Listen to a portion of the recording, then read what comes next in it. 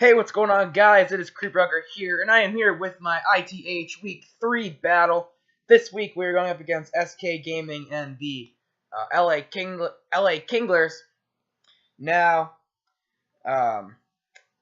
SK Gaming, also known in the league as Captain Mustang, has a very scary team. His team that he brought with him he brought his Victini, his Raikou, his Excadrill, his Hydreigon, his Toxapex, and his Tauros. Now, I was looking at the team, and my Zygarde set that I have, like I said before, really, if I get up a Dragon Dance, I can kind of just sit there and sweep, unless, obviously, he has something like Scarf Raikou or Scarf Victini, because they obviously outspeed me, even with +1. Even a Scarf Tauros would be scary.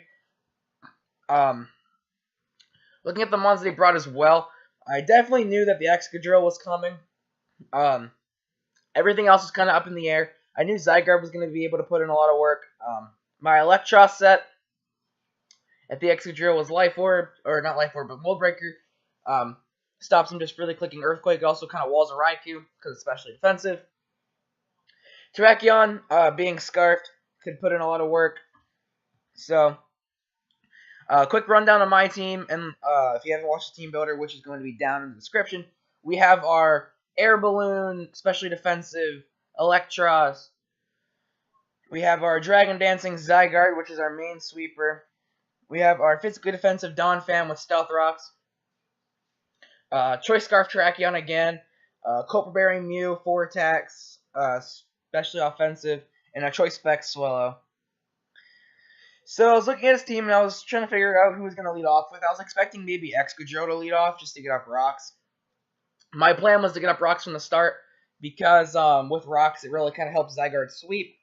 So let's hop right into this. I decided to lead off with my Donphan, and he leads off with his Tauros and shows the Intimidate. And I'm like, okay, this thing really shouldn't be doing a whole lot to me, even if he wants to click something like Double Edge or Return. It's not going to be doing a whole lot since I am physically defensive. So I should be able to get up my rocks really just free here. As he goes with a Double Edge and snags a crit, which does suck.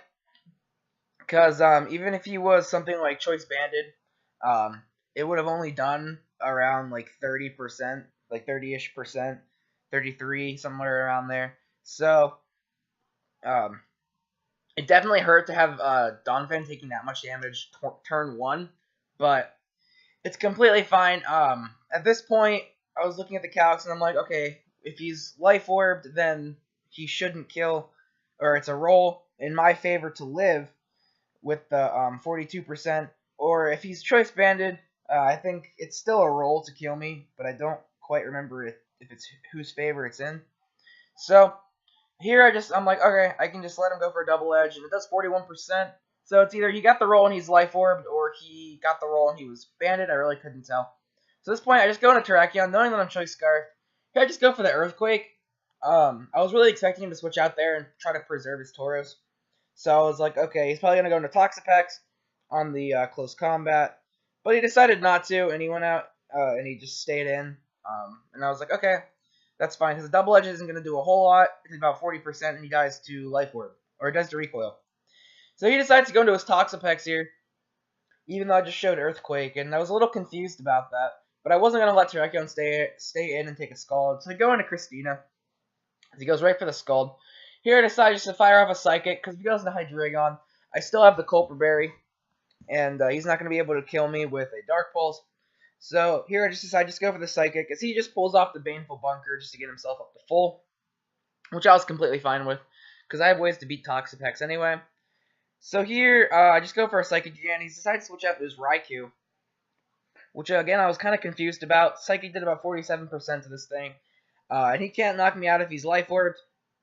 Or I think he has a chance to if he's Life Orb with Shadow Ball. But at this point I was thinking I can go out with my Zygarde if he Thunderbolts, but I really didn't want to be taking an HP Ice. If it predicts that.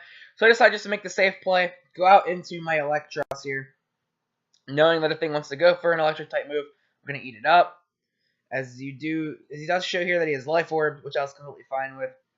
So at this point, I'm thinking, okay, I can just fire off a free knockoff. It'll kill the Raikou. If the Excadrill wants to come in and lose its item, basically anything wants to come in and lose its item. So I decided to go for a safe knockoff. He goes for the Aura Sphere. You see that's gonna do nothing. As he goes for, I go for the knockoff and I kill the Raikou. So that was absolutely fine by me. Here he goes out and does Hydreigon. And at this point I'm thinking, okay, Electros honestly doesn't do a whole lot for me.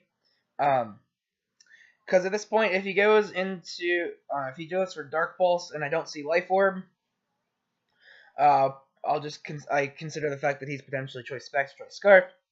So I can go into Zygarde, which can eat a Dark Pulse. If he fires off a Draco Meteor, he'll be at -2. Then I can also go into Zygarde or potentially Terrakion. So there is that. So I'm just like, I'm gonna stay in with Suck as he misses this Draco Meteor, which is which does suck because I do just fire off a U-turn. Here I just go into Urza, and at this point I can just get a kill by clicking Boom Burst, and the Hydreigon does go down. So again, very sorry to you, Mustang, for the Draco miss, but at that point I was sacking Eel anyway. So he goes into his Toxapex here. I just go for the Boom Burst. It does 61%. As he just goes for a Toxic, and I'm like, that's completely fine, because now I just get another kill. I just get another kill with Swellow here. And here he just goes for the Baneful Bunker, trying to stall me out, which again I was completely okay with. Swellow wasn't my win con, so it was just basically I can just let Swellow try to get a kill here. He tries to go for another Baneful Bunker. As I just fire off another Boom Burst, and Swellow picks up another kill. At this point, he has Victini and Excadrill left, with which both can be beaten by Zygarde, or even by Swellow. So he goes into his Excadrill, and at like this point, I'm gonna let Swellow go down. Just go for a Boom Burst. It's still gonna do 46%. He just goes for the Iron Head and knocks me out. At this point, I'm thinking I can just win with Scarf Terrakion. As I go out into Justifier, and I'm like, okay, I just click Earthquake, kill this Excadrill. Crit didn't matter. Goes into his Victini. I'm like, okay, I can click Earthquake again. And this Victini actually lived. And I was like, wow. Just knocks me out with the Zen Headbutt. At this point, I'm like, alright, I can actually get Zygarde a kill. As I just click Extreme Speed and win this battle. Nice 3-0 victory in our favor. Did kind of suck that he missed the Draco on Electros. I really don't think it mattered in the end. I guess Electros would have gone down, but at that point, I guess there wouldn't have been as much damage on the Hydreigon. But if he was Life Orbed, I go out to Terrakion, and I kill it with the close combat anyway. If he was something like Choice Specs, something like that, again, I think even Mew could have taken one. It was kind of situational because he wasn't gonna kill Mew with the Dark Balls. Zygarde could have lived -2 Draco if he was Life Orb. Set up a Dragon Dance on it. Like I said, it was kind of situational. So I am very sorry for that. But again, in my personal opinion, I don't really think it mattered. So that is week 3. We are currently 3-0 in this league, and next week we battle the Cancer team that is the Shady Mexican and the Austin Aploms. And you guys will see on Friday in the team builder where this dude's team. Some of the mons on it I love, but you'll see. It speaks for itself when you see the team. So I'd like to thank you guys so much for watching. If you did enjoy, hit that like and that subscribe button down below. You don't have to, but it's much appreciated. And yeah, this is the first time I actually started off a league like 3-0 in a while. I think it's like it's been a while. I know it's been a long time. So I'd like to thank you guys again so much for watching. I'm gonna get the heck out of here, guys. Peace.